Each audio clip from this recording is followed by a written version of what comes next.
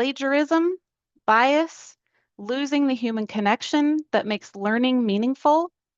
Let's revisit that moment because understanding where we started helps us see how far we've come. In those early days, the conversation was split. On one side, we saw incredible potential. AI could help us reach more learners, make content more accessible, and free us from repetitive tasks. On the other side, we worried about what we might lose. Would students stop thinking critically? Would our jobs disappear? Would AI perpetuate the biases already present in education? Both sides were right to feel what they felt. Research from this period shows educators were cautiously optimistic, but deeply concerned about ethics, accuracy, and equity. Those tensions haven't disappeared. They've just become more nuanced as we've learned to work with these tools. The pace of change was dizzying, but so was growth. By 2023, experimentation dominated. By 2024, enterprise adoption made AI part of daily workflows. Instructional designers started developing discipline, specific frameworks, building peer networks, and distinguishing between AI for efficacy and AI for pedagogy. Here's what happened across much of higher education and corporate learning during this time. Many of us treated AI like a curiosity, something to experiment with during breaks or test out for fun. We'd say, it's not accurate, it's not ethical, it's not accessible. We thought we'd have time to figure it out gradually. Then, almost overnight, enterprise licenses were purchased, training sessions rolled out, and leaders were expecting immediate integration into workflows. Most of the training was generic, how to prompt, and the content didn't quite fit instructional design. And it left most of us asking, wait, we're supposed to be experts now? The train had already left the station and we were running to catch it.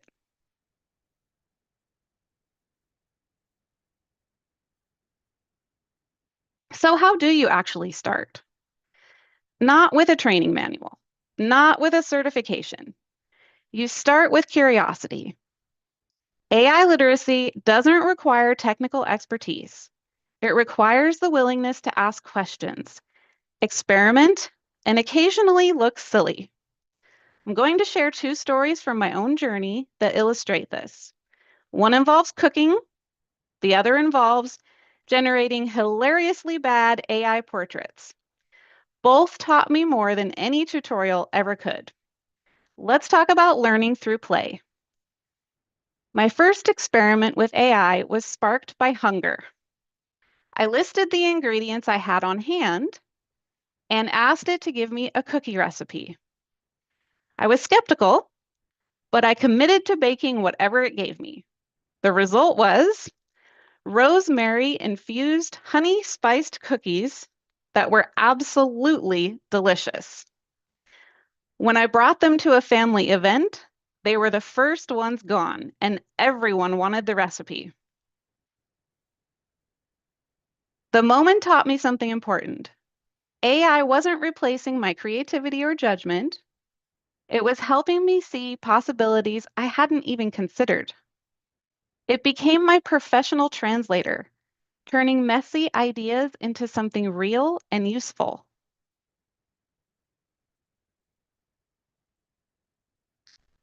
Then things got a little ridiculous. I was using a popular social media app with an AI-generated profile pic feature that occasionally glitched. It was adding extra arms, legs, or other surreal details. Now, most people just laughed it off as a bug or a glitch, but I got curious. Could I make it glitch on purpose? I spent an embarrassingly amount of time experimenting with prompts, trying to recreate those strange results. Sometimes with pretty absurd results. My friends and family on this app either find it really funny at this point or they think I'm crazy. So I experimented with this for months and then I cracked it. I learned how to prompt the AI to break its own beauty and symmetry rules. Protocols designed to make images look balanced and aesthetically pleasing. I hadn't even realized those systems existed, let alone that I could override them.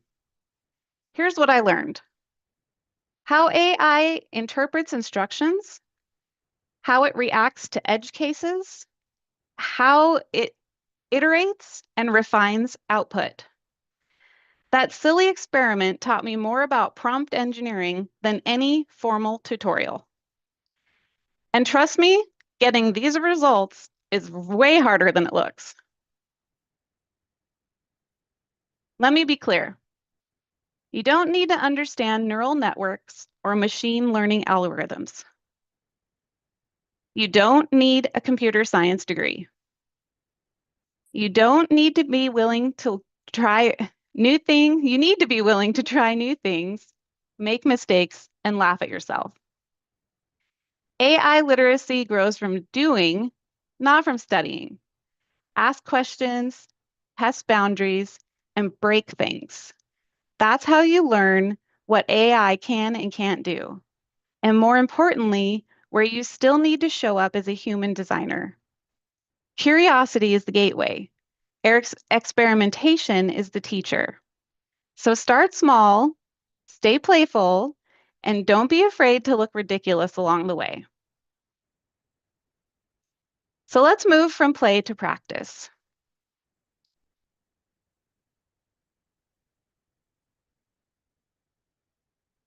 If we're going to integrate AI into instructional design, we need a framework, a set of principles that keeps us grounded in what matters most, the learners. This isn't about maximizing efficiency or chasing innovation for its own sake. It's about using AI to serve human needs, not replace human judgment. Over the next few slides, I'll introduce you to the human-first learning design framework for AI. This human-centered AI framework synthesizes insights from multiple disciplines. It's a working model designed for real-world application in learning design, built on 6 core principles. Then we'll apply it to real scenarios so you can see how it works in practice. Here's the framework. 6 principles that should guide every AI-assisted design decision. First, empathy. Center on the learner's needs and experiences, always starting with the learner's experience, not the tool's capability. Second is context. Honor the environment and the culture. AI doesn't understand culture, history, or nuance unless you provide it. Third is equity. Design for inclusion and access, not just the majority. Fourth is transparency. Make AI use visible and understandable. Learners and stakeholders deserve to know when an AI is used. Fifth is learner agency. Preserve choice and autonomy. Don't let automation remove choice. Sixth is measurable outcomes. Tie AI use to real impact. AI is only valuable if it improves learning. These principles come from human-centered design research and recent AI ethics scholarship.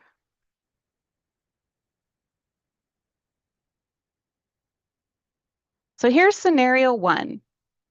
You will use Gen AI to generate practice quiz questions for a biology course. You ask AI to generate 20 practice questions. Before you use them, run them through this framework.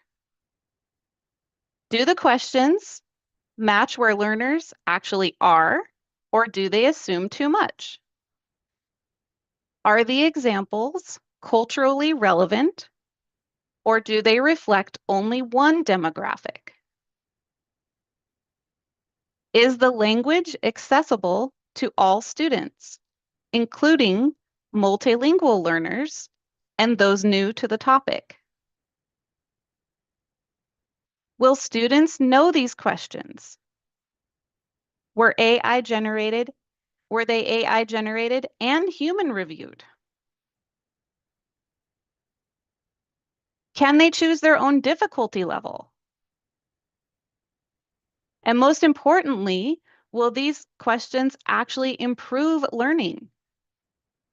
And here's the critical step. Assessment developers and subject matter experts must review every AI-generated item before they're used. Collaboration and validation are non-negotiable for quality and integrity. Here's scenario 2. Use AI to audit a course content for WCAG compliance. So in this scenario, you will use AI to scan your course for accessibility issues, including missing alt text, poor color contrast, and non-navigable PDF documents. The AI flags dozens of problems, and now what do? Apply the framework. Empathy asks, what does this barrier feel like for a learner using a screen reader? Context asks, what are our institutional standards and legal requirements? Equity asks, which fixes will help the most learners first? Transparency asks, will we communicate these improvements to students? Agency asks, are we offering content in multiple formats? And outcomes asks, did this audit reduce actual barriers or just check a compliance box? Human judgment turns an AI report into meaningful change. This framework works because it clarifies roles. AI is excellent at speed, scale, and pattern recognition. It can analyze data from 500 students faster than any human. It can generate drafts, flag errors, and identify trends. But it cannot feel what a struggling learner feels. It cannot understand the weight of cultural context. It cannot make nuanced judgment calls about when to challenge and when to support. It cannot infuse learning with purpose and meaning. That's our job. The framework ensures that what AI does well amplifies only what you can do. And that is partnership, not replacement.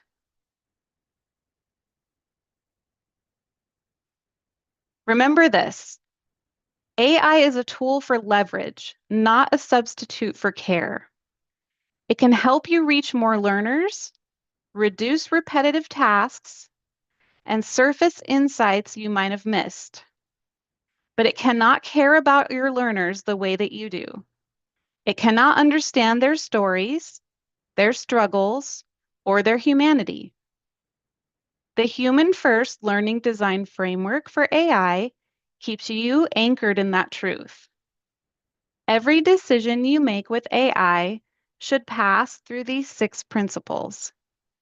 If it doesn't, pause and reconsider. Your judgment is irreplaceable. So let's talk about ethics, not as an abstract concept, but as a daily practice. You've probably heard the warnings. AI can be biased, inaccurate, inaccessible, and opaque, all of which are true. But what can you actually do about it? You can't wait for perfect policies or foolproof tools. You need micro practices, small, repeatable actions you can integrate into your workflow right now. Over the next few slides, I'll share 4 prompts you can use to build ethics into every project. So let's name the challenges. AI can perpetuate bias because it's trained on data that reflects historical inequities. It can generate confident, plausible answers that are completely wrong, which researchers call hallucinations. It often produces content that isn't accessible to learners with disabilities. It raises privacy concerns when sensitive data is input without safeguards and can blur lines around plagiarism. And when overused, it can weaken critical thinking in both designers and learners. But these aren't reasons to avoid AI, they're reasons to use it thoughtfully. Let me show you how. Here's your first micro practice, the bias check prompt. After drafting content, whether AI generated or human written, ask the AI to audit it for bias. Specifically, ask it to look for assumptions about race, gender, ability, socioeconomic status, and you'll be surprised at what it catches. For example, an economics lesson that assumes all learners have bank accounts, or a case study that defaults to male pronouns for leaders and female pronouns for assistants. This prompt won't catch everything. Your human judgment is still essential, but it's a powerful first filter that takes 30 seconds and can prevent real harm. Here's your second micro practice, the accuracy traceback prompt. AI is notorious for hallucinating facts, stating them confidently, even when they're wrong. Before using any AI-generated content that includes data, dates, or citations, ask the AI to identify every factual claim and tell you how to verify it, and then actually verify it. Don't skip this step. If the AI says, study X found Y, look up study X. If it can't provide a verifiable source, remove the claim. This practice protects your credibility and your learners' trust. As research shows, integrity-based explanations build more trust than transparency alone. Third micro practice is the accessibility audit prompt. AI-generated content often fails basic accessibility standards, like missing alt text, poor color contrast, non-semantic HTML. Before publishing any module, prompt the AI to audit it against WCAG 2.1 AA guidelines. Ask it to flag specific issues, like can screen readers navigate this? Is there sufficient color contrast? Are all images described? Are headings structured properly?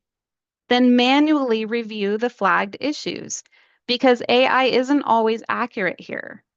This prompt doesn't replace human accessibility testing, but it will catch the low-hanging fruit and will save you hours.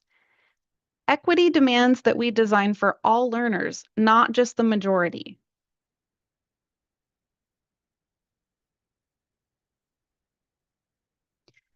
The fourth micro practice is the red team critique prompt.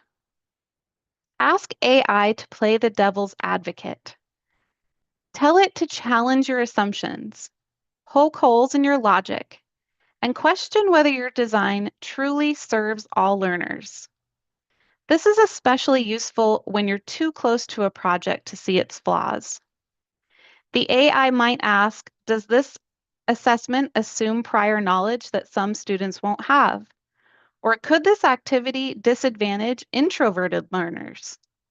It won't always be right, but it will make you think. And that critical thinking, yours, not the AI's, is what creates better learning experiences. Here's a quick before and after. The original text assumes that all students have smartphones and feel comfortable using them for academic work. That's not equitable. After running it through a bias check and equity prompt, the revised text offers flexibility, acknowledges device access barriers, and provides a solution. It's a small change with a big impact. This is what ethical AI use looks like in practice. It's not perfect, but it's thoughtful. It's better. It's not automated, but it's intentional. The AI didn't make this better on its own. You did by asking the right questions and by applying human judgment to the results. So before I became an instructional designer, I worked in psychology, behavioral health, and social services. I supported patients in crisis, people with disabilities, and survivors of domestic violence.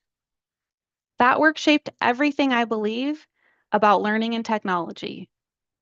No matter how advanced AI becomes, it will never replace the empathy, presence, and human connection that learners desperately need. I say this not to diminish AI's value, but to remind us that we must protect. My background taught me that humans come first always, and that's not negotiable. And that's why ethical AI use isn't optional. It's the foundation of everything that we do. Let me be clear. Ethics isn't a checklist you complete once and forget. It's a daily practice.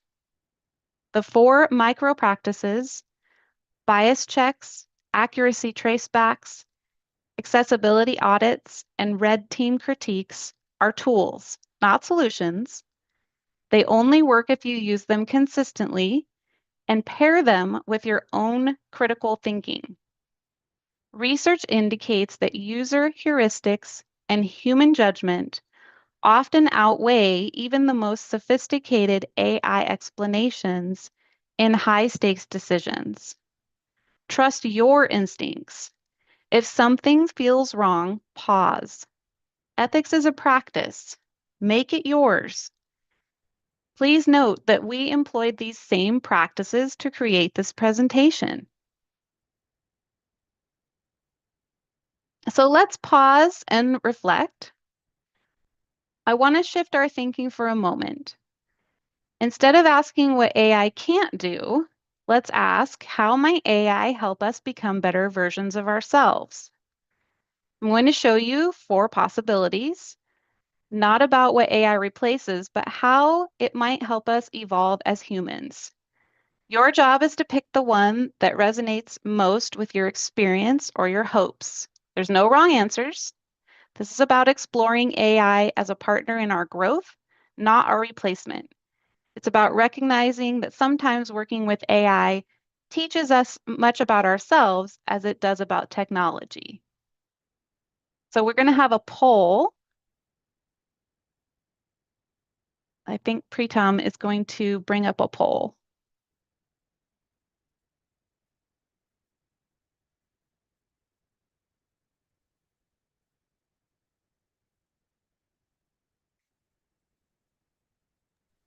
Heather, can you see it? I have launched it already. I hope it's visible.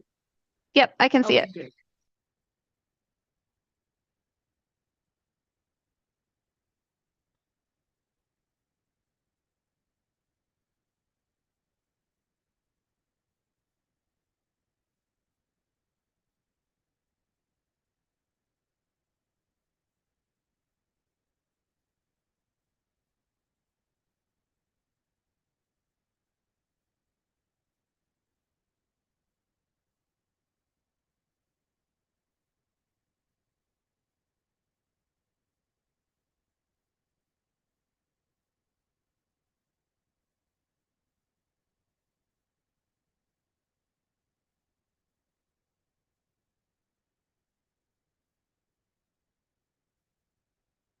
Just give a few more seconds for the poll.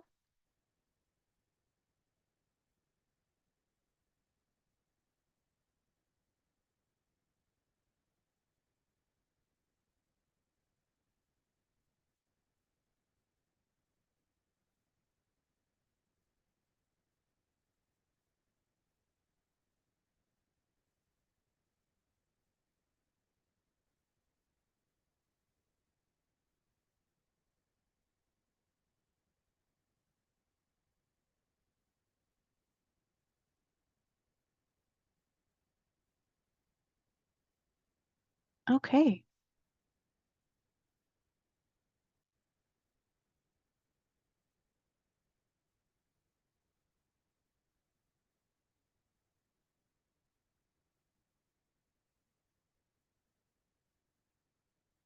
I think we can go ahead and end the poll.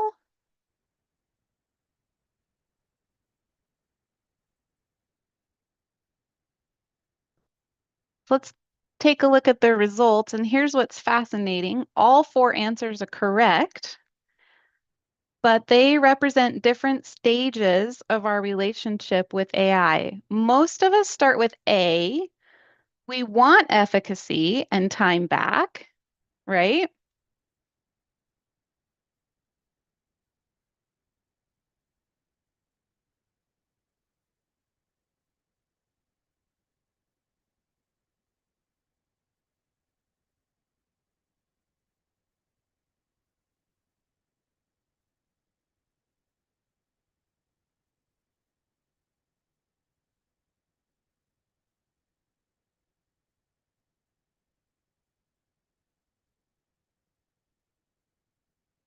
And that's valid. But then we encounter B.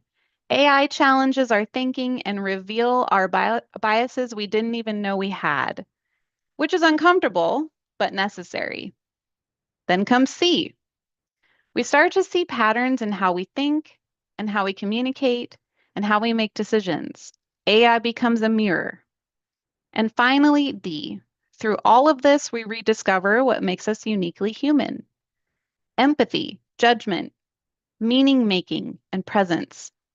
AI doesn't change our work, it changes how we understand ourselves. And that's real transformation. So let's get tactical. You understand the principles, you've seen the ethics in practice. Now I want to show you actual workflows, the day-to-day tasks where AI accelerates your work without replacing your expertise. Over the next few slides, we'll explore 5 areas where AI can save you time and 5 areas where you must remain in control. Then I'll walk you through one complete workflow so you can see how these pieces fit together in real instructional design practice. Let's start with where AI shines. It can synthesize data from 200 learner surveys in seconds, surfacing themes you might have missed. It can draft learning objectives, assessment questions, or module outlines faster than you can type. It can scan entire courses for accessibility issues. It can generate dozens of formative assessment items aligned to specific standards. It can analyze learning analytics to identify at-risk students or content that's causing confusion. These tasks used to take hours or days. Now they take minutes. That's real leverage. And that's how you scale effectiveness without burning out. Now, here's where you come in. AI cannot feel what a struggling learner feels when they're about to give up. It cannot tell a story that lands because it understands the cultural weight behind it. It cannot make the nuanced judgment call. Does this student need more scaffolding or more challenge? Does this moment call for directness or compassion? AI cannot explain why learning matters beyond passing a test. And it cannot validate whether content is accurate, appropriate, and equitable. Not really. Those are your superpowers. They always will be. AI accelerates the mechanics. You provide the meaning. Together, you create learning experiences that scale without losing their soul. Let's walk through a real example. You've collected feedback from 200 students. Reading and categorizing it manually would take hours. Instead, you upload it to AI and ask for a thematic summary. The AI says 42% mentioned unclear assignment instructions, 28% requested more examples, 15% unsupported during assessments. Now you interpret, why are instructions unclear? Is it language, structure, assumptions about prior knowledge? You decide on an intervention. You ask AI to draft clearer instructions. Then you refine the tone, add culturally relevant examples, and run it through your ethical micro practices for validation. You deploy the changes and measure whether confusion decreases.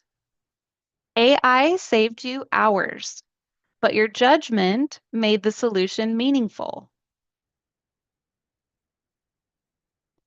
So I often use a technique that I call AI conduction. It's like directing an orchestra. I coordinate multiple AI tools so each plays to its strengths. I often have several open at once.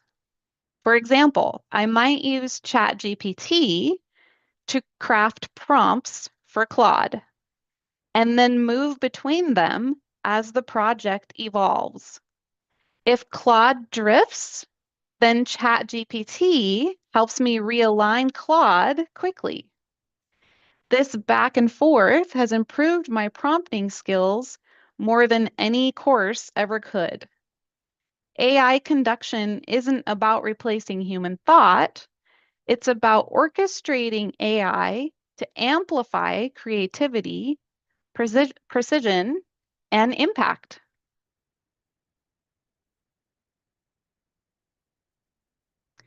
So this one lives right in the weeds of learning design. After structuring a course, I feed the lesson text, activities, and assessments into AI using clear criteria to identify where cognitive load spikes, such as too many new terms, excessive reading before interaction, or confusing visual density. The AI surfaces those friction points so I can adjust pacing and reduce overload before learners ever feel it.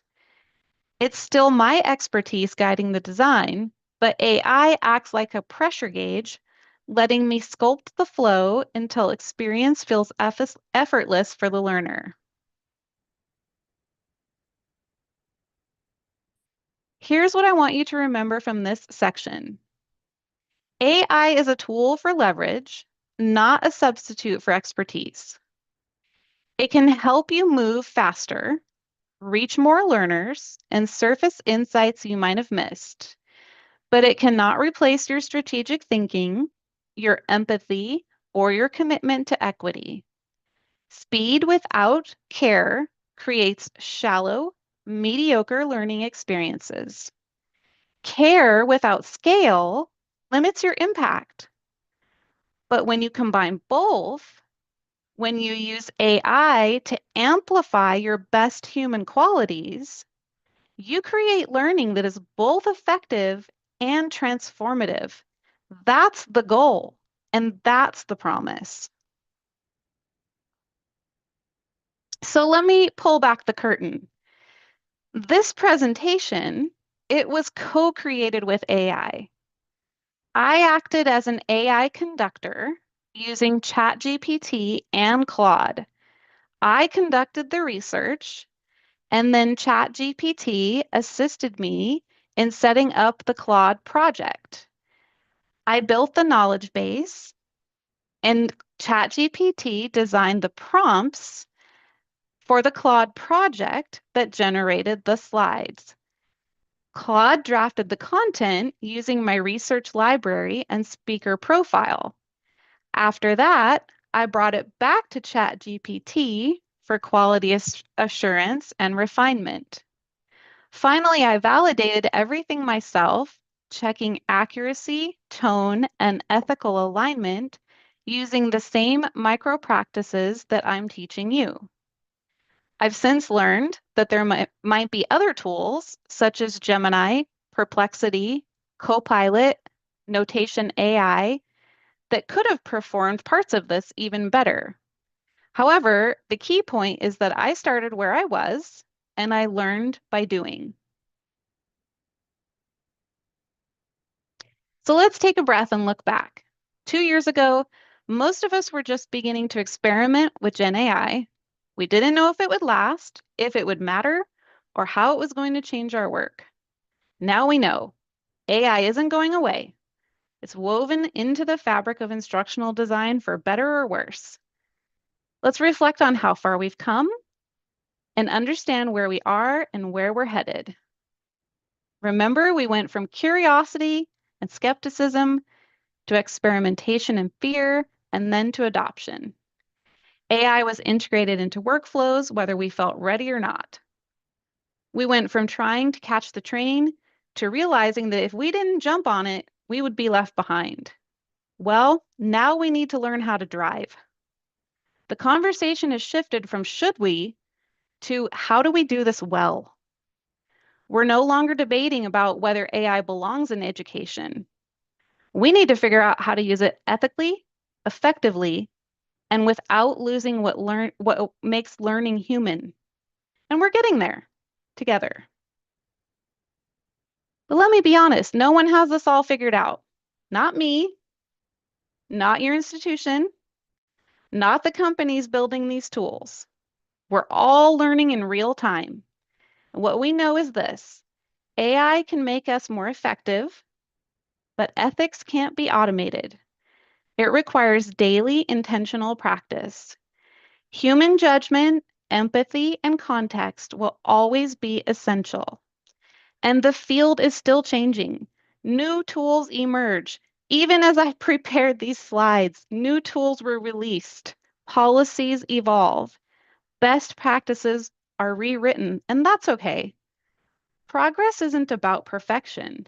It's about showing up with curiosity, integrity, and a commitment to learners. That's enough. And that's everything.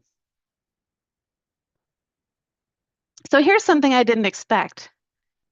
Learning to work with AI forced me to learn about myself. Every time I used AI, I had to ask, what can this tool do? What can only I do? Where does my judgment matter most? What makes something meaningful versus merely functional? And through all the experimentation, the curiosity, and the mistakes, I started to understand what it means to be human in the age of machines. AI didn't diminish my humanity, it sharpened my awareness of it. It made me more intentional about the parts of design that require empathy, context, and soul. AI didn't just make me a better designer, it made me a more self-aware human. We're almost at the end. I want to leave you with 5 concrete takeaways, not lofty principles, but practical actions you can implement immediately. They're distilled from everything we've covered today: curiosity, frameworks, ethics, workflows, and humanity. Think of them as your starting point. You don't need to do all 5 at once. Pick one, try it, learn from it, and then add another. Small steps lead to lasting change. Here's what to do on Monday. Your first takeaway is to start small. You don't need a comprehensive AI strategy to begin. Just ask one question. Test one workflow. See what happens. Maybe you ask AI to summarize student feedback. Maybe you ask it to generate practice questions. Maybe you ask it to help you rewrite a confusing explanation. The goal isn't perfection, it's momentum. Action builds confidence. Experimentation builds expertise. Don't wait for permission, training, or the perfect moment. Start where you are with what you have. Curiosity is the gateway. Take the first step on Monday. If it doesn't pass the filter, pause and reconsider. Here's your second takeaway. Use the human-centered AI framework as your filter. Before you deploy any AI-generated content, ask yourself, does this center learner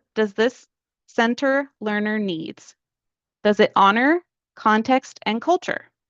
Is it equitable and accessible? Are learners aware of how AI was used?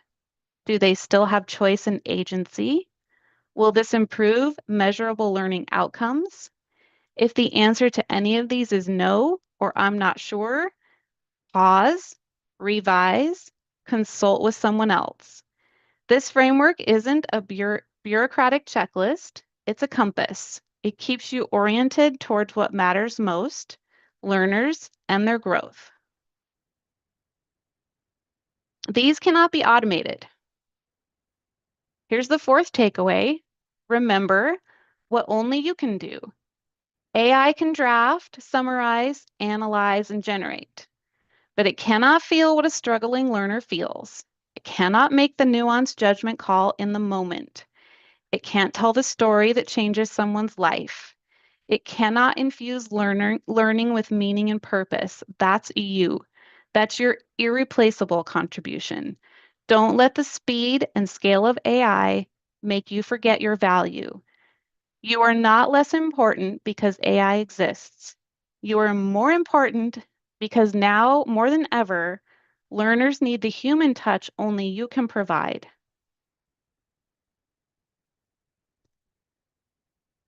Remember what only you can do. AI can summarize, analyze, and generate. It's a partner, not a replacement. Only you can bring the empathy and presence, the context and judgment, the heart and the humanity. Only you can bring the human touch.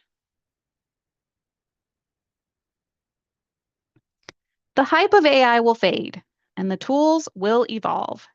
Here's your fifth and final takeaway.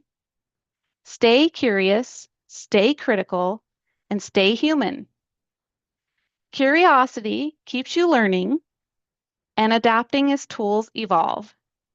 Critical thinking prevents you from blindly accepting AI outputs or following trends without reflection. And humanity, your empathy, your values, your commitment to learners is what makes everything you do matter. The hype around AI will fade just like every other trend. The tools will improve and then be replaced by new ones. But your humanity is constant. That is what learners will remember, and that is what will change lives. So go forth with curiosity, skepticism, and heart. The future of learning depends on all three, and it depends on you. So thank you very much for joining today. And you can scan this QR code to access everything from the presentation today, including an audience field guide. The field guide will include a text version of the slides, prompt templates, research citations, and you'll even find my original AI generated cookie recipe from the presentation today, proof that learning through play works. Thank you so much for caring about this work. Now we can open it up for questions. Wow, wonderful, Heather. Thank you so much. Was such amazing session. Can see the comments that we are getting through the chat box. People loved your presentation. Thank you so much, Heather, for being here and for amazing session again. So we'll quickly jump into Q&A. I request all the participants will be having next 15 minutes for the Q&A. So drop your questions in the chat box so we can, we can cover it. So Heather, can we start with the Q&A? Can I read questions for you? Yeah. Great, great. So Leah is asking, I do this though in my personal life using different Gen AI tools simultaneously, ChatGPT, Cloud, and Gemini. Here's the question. I have a question though. With the rise of Gen AI, what are the new high-level skill sets do instructional designer or learning professional need to develop to stay relevant? Is it more prompt engineering, data analysis, or a deeper focus on learning psychology? Great question. I would say the number one is prompting, prompt engineering. And prompt engineering really comes from experimentation. And like I said, start with the fun stuff. Start with, you know, try out the profile pick on social media. Start with easy things like generating recipes. I tried having ChatGPT do an exercise regime for me. I have it do everything for weeks. I just asked it question after question. I have conversations with ChatGPT about itself. I ask it what it's capable of. It will tell you what it can do. It will tell you what it can't do. Um, it- you know, uh, that's what I suggest. I learned more about prompting by asking ChatGPT than I ever did in any training.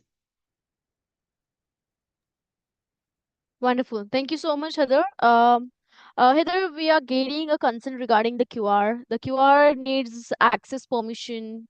Can you clarify over it? Yeah, I think I will have to grant permission after the presentation, so I can do that once the presentation's over. Lovely, lovely. So yes, we'll be moving forward to the next question. How do you decide on the strength of different AI and when to use which tool at different stages of your workflows?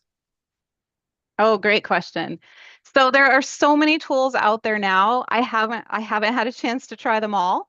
Um, AI conduction is my favorite thing to do, and that is when I have every day I have at least two open at a time, and I use them together. Um, Sometimes I have six open at a time, and I'm using them together. And I can't recommend one over another all because everyone's work is so different and every course is different, every program is different. So all I can really suggest is you have to try them all. You have to try what works best for you. Um, Really, experimentation is the only way to learn what is going to work the best for your program. I can say that ChatGPT, in my experience, ChatGPT works best as acting as what I can only describe as the manager of the other AIs. So I use it and I will say something like, help me create a Claude project to create a course. I'll just keep it really simple. And so then it will create the prompt. And then I will put that prompt into the Claude project and I will start the project. And then I will tell ChatGPT, okay, this is how the project is going. And then ChatGPT will say, well, that's not how the project is supposed to be going. And then ChatGPT will say, well, tell Claude to do this. And so I'll put that into Claude. And then I'll tell ChatGPT how it went. And so it'll just go back and forth like that. And I have found that ChatGPT is better at playing that role than generating the content. If I do it the other way around, then Claude does not do that job as well. So, but I mean, it just all depends on what you're trying to generate too, is what I can say. You have to just try it out for yourself. It depends on the content itself too, and the amount of content. That's a big one too. Wonderful. Thank you so much, Heather, for answering this one. Um, the next question, um, Michelle is asking, can you recommend an AI tool for video creation? I have not started playing around with video creation yet. I hear there's a new one that just came out. I think it's called Sora, but I have not started playing with videos yet. I have played with images and text content, but video is next on my list. So if you all find a good one, let me know because that's next on my list. That's good. Thank you so much. We have got another question from Aminat. It will be nice to connect with everyone and share best practices in instructional design. Sorry, the question is below that. For someone new to instructional design, what resources and links can you share to help in their journey? So actually, LinkedIn Learning, they have an entire framework of AI LinkedIn Learning experiences that I found very helpful. I can try to post that on my own LinkedIn profile for you today. It is organized by level too, which I found very helpful, and they keep it updated pretty regularly as well. Wonderful. Thank you so much, Heather. I can see some question across the live. Just give me a moment.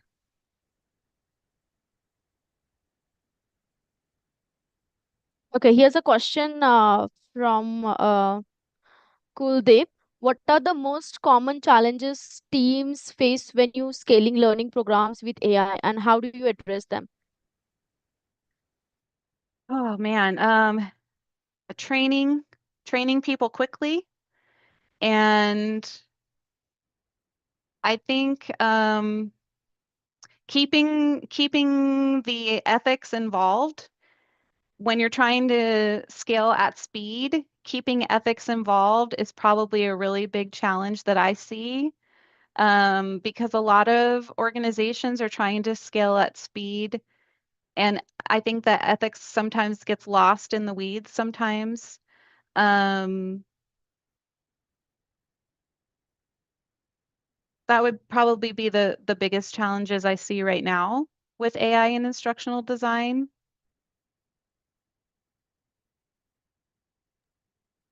Wonderful. The Shall we move to the next question?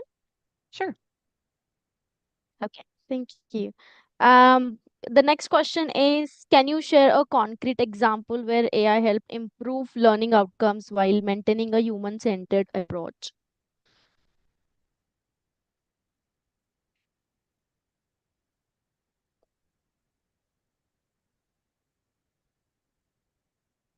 Oh my goodness.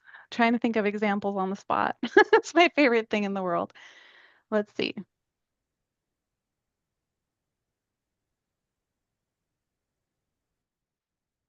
So I had some content about neurodiversity that we were generating, and the content that was generated by AI, we found was really outdated and not accurate. And we brought in an SME, and we were able to update that and make it very, accurate and up to date um, material that reflected what neurodiversity actually is, and our most up-to-date understanding about what neurodiversity is that would be a better representation for students. And I felt really proud about that material after we were done, and we added in the more human element and had human eyes look at it afterwards. And when we first generated that material, I really did not want to print that because it wasn't accurate, and it was old, it was outdated, and I was really happy that we were able to put some human eyes on it and make sure that it was accurate and relevant and up to date for learners. Great. Thank you so much. Another question that I have got from Greg asking, how do you integrate AI tools into your instructional design workflow without diluting the human insights that drives learner engagement?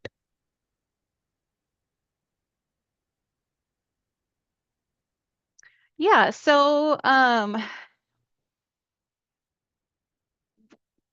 we build it into the process, right? So you start with a human always. You build your outlines, and then you use your AI tools to generate your content. And then you always have a human checkpoint along the way.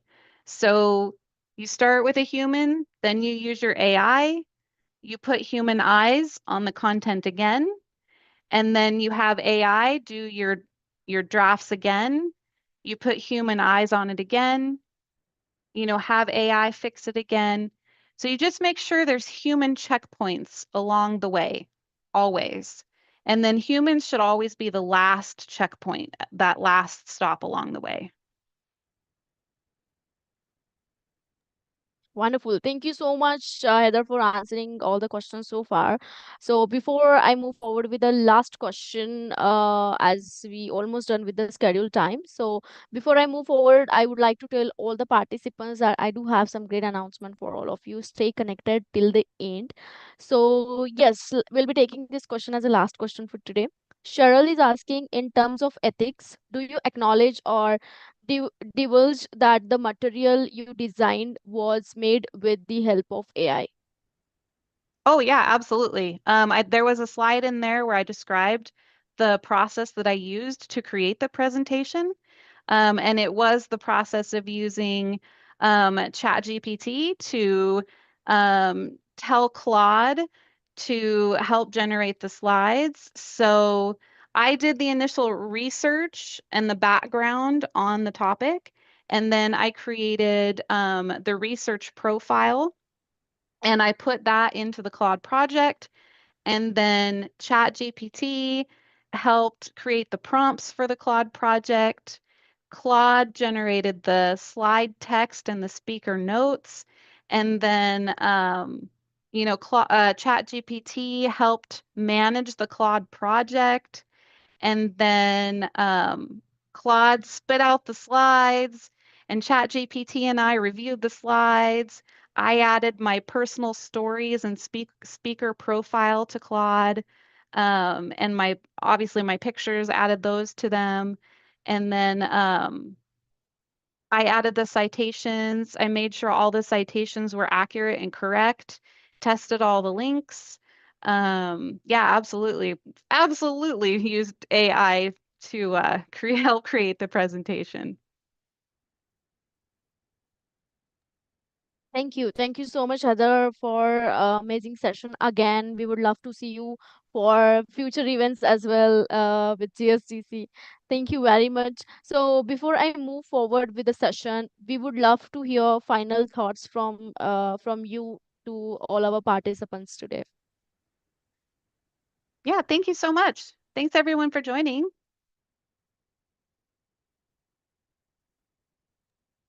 Wonderful. Thank you so much, Heather. Thank you. Thank you so much again for amazing session. It was the last session of this webinar series, and of course, it's worth it. Thank you so much. So yes, as I mentioned earlier, I do have some great announcement for all of you. So this is regarding the certification. On certified instructional designer, you can opt out for this certification. You can use this promo code, which is instructpro20, to get an amazing discount, which is 20% off, and this is only valid for a certain period of time. By this weekend it probably get expired. So grab this opportunity.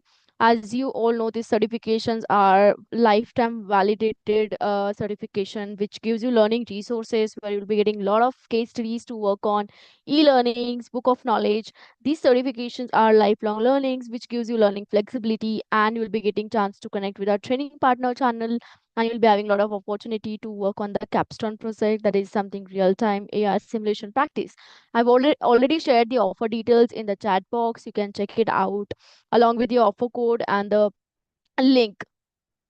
Also, this is utility tool. You can use this August 100 to get 100% off. And this is only for our webinar attendees. So what this tool is about, this tool will help you to improve your LinkedIn profile score, your AI skill score. It will help you to build your personal brand. It will help with your resume, AI generated resume. So check this out and use this code to get 100% off. Let me make this announcement. We'll be having another webinar series which is scheduled from 13th October 2025 on driving efficiency and innovation in manufacturing with generative AI.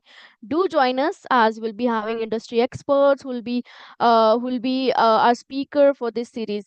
So I hope to see you all for the series. You can join us on the same time slot, that is 8:30 a.m. Central, 9:30 p.m. Singapore time, which is our first slot for the webinars. Also, we are running this AI tool challenge. We had 33 challenges so far, and it was an amazing experience. We had amazing panel of AI experts who gave us live demo sessions with practical walkthroughs.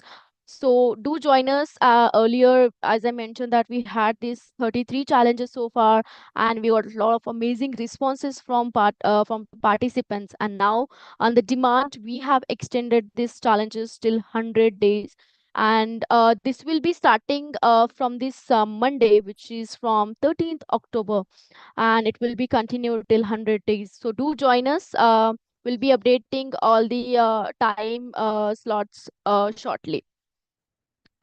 So we do have these three winner who have referred maximum people to our session. Let's congratulate to them. We'll be definitely getting back to them for the rewards. And in case if you want to be speaker for our upcoming event as a feature global speaker, you can definitely reach out to us, as we'll be having global platforms like Learning Capsule, webinars, and the podcast. Do connect with us over the LinkedIn, scan this QR, connect with us over the LinkedIn. Also, you can check our website to get more details on the certifications that I've mentioned earlier. Connect with us over the WhatsApp group to get daily update on webinars, event, boot camps that we often conduct. And please do share your reviews on Trustpilot link. You'll find the link in the chat box. And thank you everyone for joining today's session and supporting us throughout the session. I hope to see you all for upcoming sessions as well. And until then, take care and keep learning. Thank you very much, Heather. I'll see you again. Bye.